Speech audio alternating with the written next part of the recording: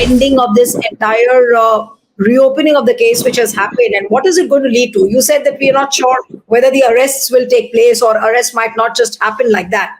So what is the logical ending? Are you demanding, or through the inquiry, whenever the case opens up again, and through the course of the arguments, are you expecting that whatever money has been extorted through total bonds should be confiscated, or whatever money has come to the political parties? I mean, in terms of the logical ending, what is the logical ending you're looking at?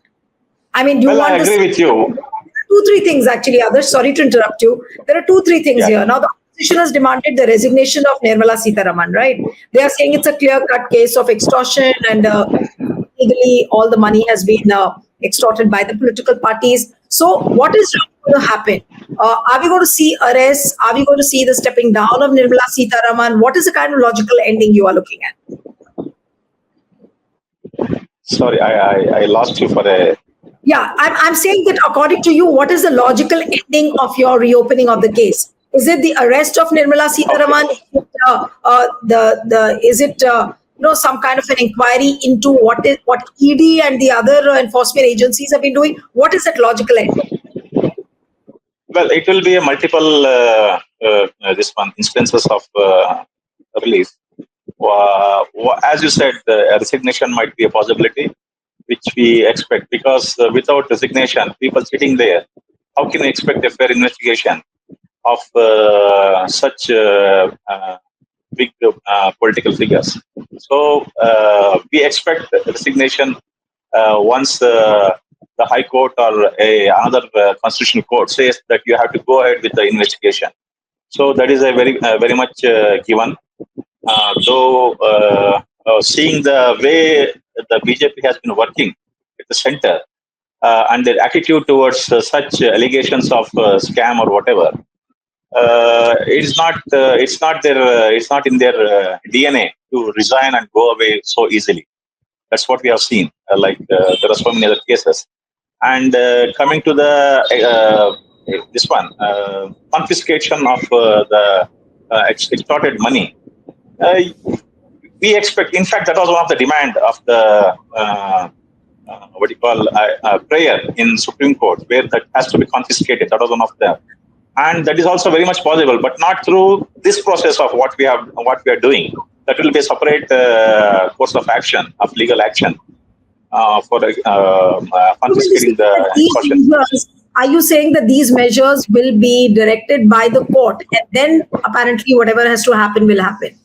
Yes. It is part of the process, legal process, where once the arguments start and so many things will come up, and so many things will keep springing up.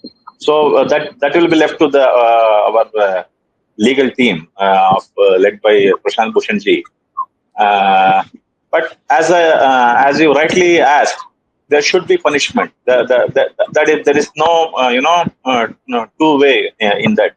The guilty has to be punished if they are convicted, and it might take whatever time it might take. That has to go through the judiciary system. The guilty has to be punished, and they have to be once a trial is through and they're declared guilty, then they have to be punished without any doubt. So that's what we expect also. All those who are involved, whether it is the highest echelons of power or even the highest top officials of any investigative agency, they have to be punished without any doubt. Right. So is this also a very sad commentary on the way the enforcement agencies in our country have been conducting themselves? Because if you look at the logical sequence of the way the things should have happened after the February 2024 verdict of electoral courts, in a natural corollary, any enforcement agency would have gone ahead, would have inquired, would have opened the case by themselves. But this sadly hasn't happened. Supreme Court also has dismissed any sort of inquiry. So people actually, the entire government, and despite an anti-government verdict, everybody sort of forgot about the case, and they breathed a sigh of relief, thinking that now the case will not be reopened because Supreme Court has dismissed the inquiry. But now with this Metropolitan Court having opened up a totally a new chapter of electoral bonds, and now it's almost like that case coming back alive. And obviously BJP would not like it, the central government obviously would not like it, because there are many people who could be in the dock. But will the buck stop somewhere to the top? We might include the Prime Minister, because you haven't included Prime Minister's name in your complaint, I was seeing. Yeah, actually, that as you said, the buck stops at the Prime Minister. That's also very clear. The head of the government is answerable to every allegations because he heads the government. But unfortunately, this is not a Western country like America or Great Britain or whatever, where we have seen. I have worked there and have observed for so many years. I was there in the US for 6 years. We have seen the history of USA, where a sitting president, Nixon, was kicked out of the White House because of the Watergate scandal. And even today also, we are seeing criminal actions being taken against a former president or even a sitting president. I am inspired by those, those examples. And I want to see that happen here also in India, where everyone is same before the rule of law. Like, I am always inspired by. I'm going a little bit filmy here, but from the Sarfarosh movie of Amir Khan, where he says that he says in Hindi, but I don't remember that statement. Though I adore that statement. He says that everyone has to be a beggar before the law. Everyone has to be he has to be following it in such a way that he has to beg for justice. That's how the thing should happen here also. But unfortunately, we are living in a country where we had kings and monarchs here, and there is a huge difference of class of society, where they say that the kings cannot be questioned, and only we common men are to be questioned. And as I would like to take this point here also, make this point here, where you see this in every corruption act, there is a concept called sanction. Whereas where without sanction, no FIR can be filed or no cognizance can be taken. Whereas for a common man, FIR can be filed and he can go to jail, or he can be arrested, or whatever happens. So why this difference? This concept of sanction is not there even in Great Britain or not in USA. And this was a colonial rule. In fact, as Modi's government wants to come out of all the colonial laws, why not take out this concept of sanction, which is actually a legacy of British colonial system, because they wanted to save their own British officers from being hoisted with the criminal actions from the local Indians. That was their way of protecting themselves, so that no criminal action will be taken up. I'm sorry, I'm diverting a little bit, but I felt this is very important. These are very natural things for you to think, and in fact, there are many questions arising from what you've said. But what I want to ask you honestly, and these are like some 3-4 questions more before I wind up the show, that what you think, how this electoral bond case is really going to end?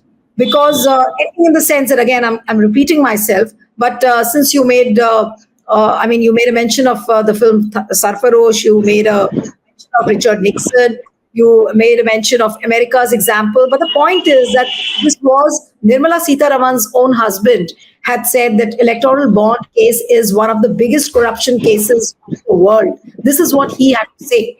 And now if you have a government which is completely immune from what has happened, it seems that, everything is being covered up. All the wrongs of the government are being covered up. I wouldn't blame the courts so much to say, especially in this case, because it was the Supreme Court which said that this is not constitutional. And they had completely dismissed the whole thing. But the point is that how do you see the things unfolding politically for BJP as far as this particular electoral bond case is concerned?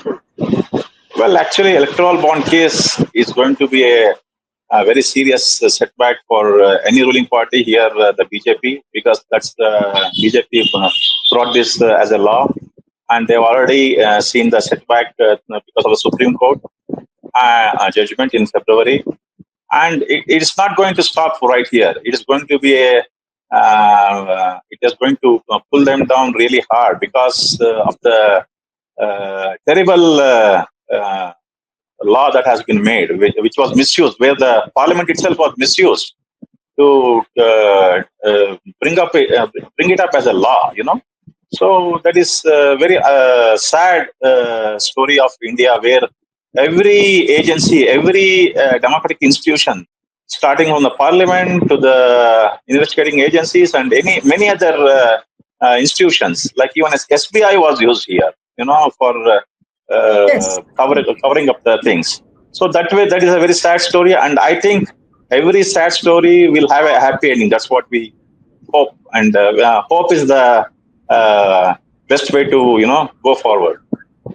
But do you think that all these institutions, whether it is the Election Commission, whether it is the SBI, whether it is the ED, CBI, IT, and of course the entire political class, the political parties, all should be in the dock, according to you? Well, actually, what? We cannot put everyone in the dark because there will be some good people also in that. So we have to haul up those who are the black sheeps in those systems. No, but if you And say no, Adarsh, if you say black sheep, those are the big question is, and many people say, and already BJP allies and BJP leaders say that it wasn't Nirmala Sitharaman's pockets which were filled directly. So how can you say that it is she who is to be blamed? Now, well, actually, for that we have an answer. Nirmala Sitharaman, see, we had this question earlier also in one of the interview, and we said that, see, once you have the money in the coffers of the party, how do you know who is using that and who is getting benefited? So it can be anybody from the party, and who. Stay ahead with our cutting edge news app.